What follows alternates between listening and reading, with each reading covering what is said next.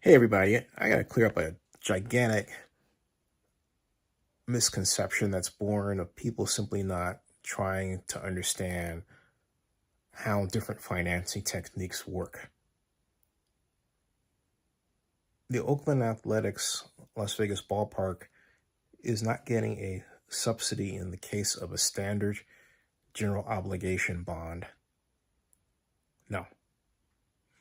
Standard subsidy that people are thinking of simply comes from the general fund of a municipality right out of the box.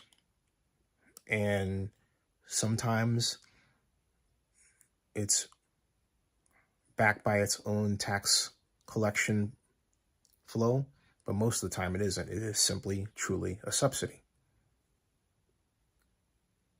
By contrast, tax increment financing has been proposed for the Oakland Athletics Las Vegas Ballpark. And what that means is that the A's pay a possessory interest tax, which is like a property tax in this case, annually over 30 years. And that bond is issued early on to begin the construction process so they can be properly financed. The proceeds from that bond, which in this case will be now about 400 million, 500 million. I still think 550 can work myself. That's another story. Will be given to the Athletics. And over the next 30 years, the Athletics will pay that annual possessory interest tax. And that will fuel the bond issue, but that won't be the only type of revenue that goes into it. Sales tax revenue as well, and other fees that are collected from the property, however they choose to design those fees. But it's not a subsidy. In other words, there's no money coming out of the county coffers. There's no money coming out of Las Vegas coffers, certainly not. Nothing like that. The money is actually a revenue bond that's generated by what the A's pay into it from monies generated right there at the project from the A's and also from other people who are going to build buildings on that project if it is designed that way, which there is actually enough room to do that.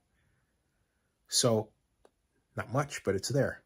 But the point is, it's not a subsidy. It's not a subsidy. It's not a subsidy, not in the standard way.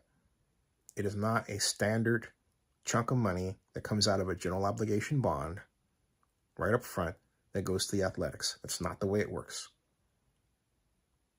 It's simply saying, hey, look, the A is going to pay a property tax. We're going to collect that as a possessory interest tax because we'll own this stadium, in this case, ballpark, we being the Las Vegas Stadium Authority. And we'll collect that possessory interest tax until the bond is retired, because that payment includes both the principal and the interest that make up the bond. The total bond cost will be well north of that. So the problem here is that people try to think in terms of what they already know rather than the actual structure. So it's tax increment financing, folks, and just want to get that in. Subscribe to Zenny62 and bookmark oaklandnewsnowblog.com. Thanks.